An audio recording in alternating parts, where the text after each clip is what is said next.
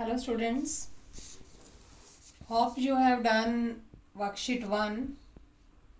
Yesterday we have done the worksheet 1 and I have done question number 1 to 4. 5 and 6 question आपको करने के लिए दिया था मैंने लास्ट लेक्चर में, बट कुछ बच्चों की प्रॉब्लम आई है मेरे पास क्वेश्चन 5 के लिए, तो क्वेश्चन 5 मैं आपको बताने जा रही हूँ दोबारा। In a triangle, one of the exterior angle is 105. वैसे इस क्वेश्चन में कोई प्रॉब्लम नहीं थी क्योंकि ऐसा सेम क्वेश्चन हम थर्ड कर चुके हैं।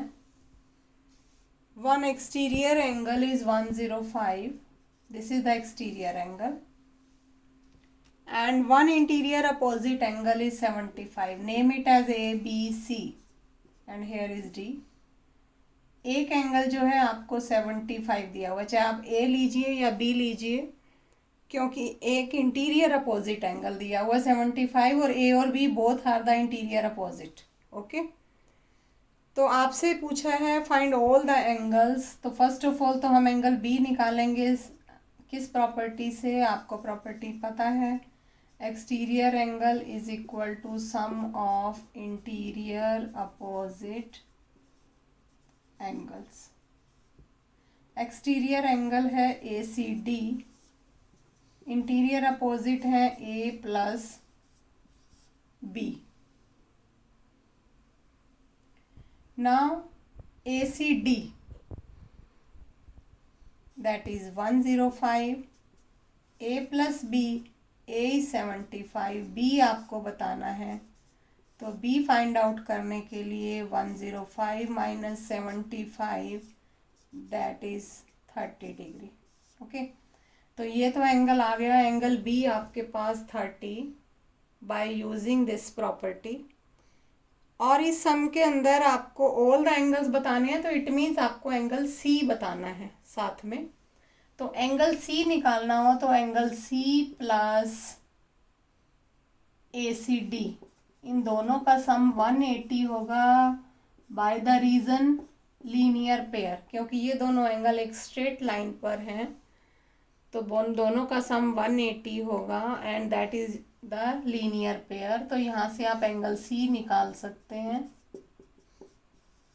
एंगल सी आपके पास कितना आएगा, 180 minus 105 that is 75। Okay students, so these are the angles, angle B and angle C. This is the question 5 and question number 6 is simple again। दोबारा बता रही हूँ, जैसे पहले भी बता चुकी हूँ कि इसके अंदर भी एक्सटीरियर एंगल दिया हुआ है। Interior opposite angle angle P और R हैं। P आपको 90 दिया हुआ है, this is the sine of 90 and R आपको फाइंड आउट करना है सेम दिस प्रॉपर्टी से। ओके स्टूडेंट्स, यस बेटा, वर्कशीट 1 के लिए हमने किया था exterior angle is equal to sum of interior opposite angles. And in worksheet 2 next property हम करने जा रहे हैं angle sum property. Angle sum property का मीनिंग क्या होता है? Angle sum property means sum of angles of triangle, क्योंकि ट्रायंगल चैप्टर है। Sum of angles of triangle is always 180 degree, this is called the angle sum property. और इस property को भी हम एक चार्ट पे बना सकते हैं। लुक हियर, आपको पहले भी मैंने दिया था एक्सटीरियर एंगल प्रॉपर्टी का, आपने नोटबुक पे बनाना है, एक शीट लेकर, ड्राइंग शीट लेकर, स्क्रैप बुक शीट लेकर, ठीक है बेटा, और इसको भी बनाना है।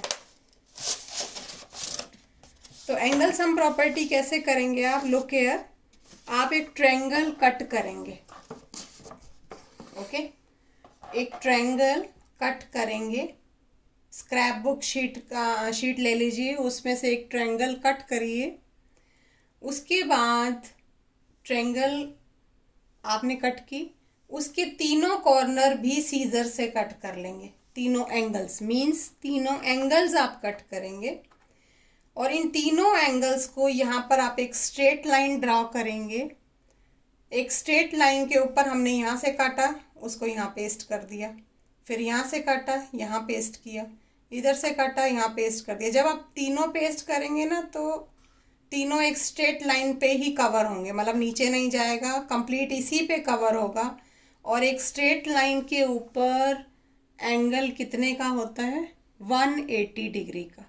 सो आपको इससे क्या पता चला कि तीनों एंगल्स जो आपने यहाँ से कट किए हैं वो तीनों मिलकर 180 डिग्री बना रहे हैं।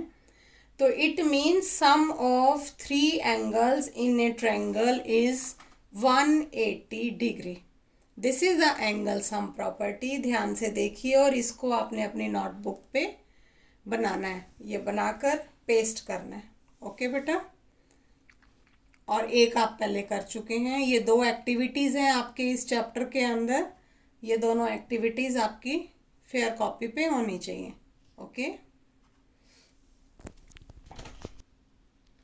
नाउ स्टूडेंट्स वर्कशीट सेकंड हम स्टार्ट करने जा रहे हैं इसी पे बेस्ड, एंगल सम प्रॉपर्टी पे बेस्ड। क्वेश्चन नंबर 1 इज, अपनी बुक में स्टेटमेंट रीड करिए। In triangle ABC angle A is, you are given angle A is 44,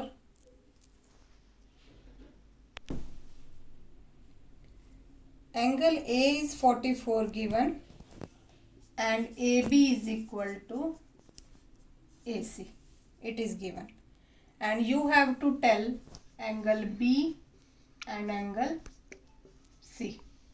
Okay, this is the statement given to you. In a triangle ABC, हम triangle ABC draw करते हैं।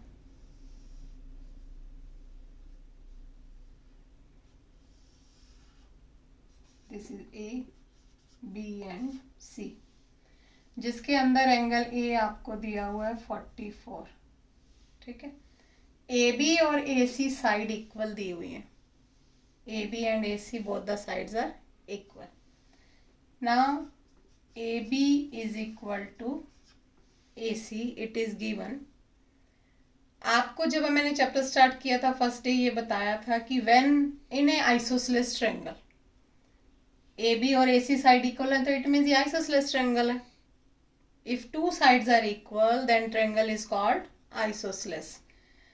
तो जब ये 2 side equal है तो इनके अपोजिट एंगल भी इक्वल होंगे, ये हमने बात की थी first day. This is the property. तो AB के अपोजिट कौन सा एंगल है? C, और AC के अपोजिट कौन सा एंगल है? B। AC के अपोजिट एंगल B, AB के अपोजिट एंगल C। तो AB और AC इक्वल है तो एंगल C और B दोनों इक्वल होंगे। इसका रीजन लिखना पड़ेगा आपको, angle opposite to equal side. This is the property, angle opposite to equal sides. Okay बेटा, now angle C and B, लेकिन आपको दोनों ही नहीं दे रखे, लेकिन आपने माना इन दोनों को इक्वल, तो दोनों को हम क्या मान लेंगे? X। Okay, now angle A, B and C तीनों का सम 180 होता है। This is the angle sum property, angle sum property कि तीनों का सम जो है वो कितना होता है? 180 डिग्री। एंगल A आपको दिया हुआ है 44, एंगल B हमने एक्सपोज किया था, एंगल C भी एक्सपोज किया था, इज इक्वल टू 180। x और x 2x is equal to 180। 44 उधर जाकर क्या हो जाएगा? माइनस। ओके, नाउ 10 में से 4 गया 6, 136 is equal to 2x, x is equal to 136 by 2, this is 68। तो x आपके पास 68 आ गया। आपने x किसको माना था? एंगल B और एंगल C को। तो angle B and C both are 60 degree each. आ गया बेटा समझ? तो क्वेश्चन नंबर 1 जिसके अंदर एंगल A आपको गिवन था, AB और AC साइड इक्वल दी हुई थी, AB और AC साइड के इक्वल से एंगल B और C दोनों इक्वल हो गए और दोनों को हमने x मान लिया। और उसके बाद हमने एंगल सम प्रॉपर्टी का यूज किया। ओके बेटा, तो this is question number 1। Yes बेटा, triangle second sum, triangle PQR is isosceles. Triangle PQR, this is PQR। Isosceles का मतलब both the sides are equal, PQ and PR। It is given in the statement PQ is equal to PR। This is given in the statement. Angle R is 42। ध्यान रखिए आप, first सम के अंदर हमें angle P दिया हुआ था, लेकिन इस सम के अंदर हमें एंगल, नीचे वाला बेस एंगल दिया हुआ है R42। ठीक है, PQ और PR both the sides are equal. It is given because it is the isosceles triangle. अब आप देखिए PQ और PR इक्वल हैं, तो PQ के अपोजिट कौन सा एंगल है? R। PR के अपोजिट कौन सा है? Q। तो इट मीन्स PQ और PR साइड इक्वल है, तो एंगल Q और R दोनों इक्वल हो गए। वही रीजन जो पिछले सम में लिखा था हमने, angle opposite to equal sides. Okay, now last sum में हमने R और Q या जो भी B और C था उनको X माना था। यहाँ हम X नहीं मानेंगे क्योंकि यहाँ तो R दिया हुआ है हमें। पिछले सम में बेस एंगल नहीं दिया हुआ था, ऊपर वाला दिया हुआ था। अब यहाँ दिया हुआ है, तो दोनों एंगल कितने के हो गए? 42 के, क्योंकि R 42 है तो Q भी 42 होगा, बोथ आर इक्वल। नाउ वही प्रोसीजर जैसे लास्ट सम में किया, एंगल सम प्रॉपर्टी लगाएंगे।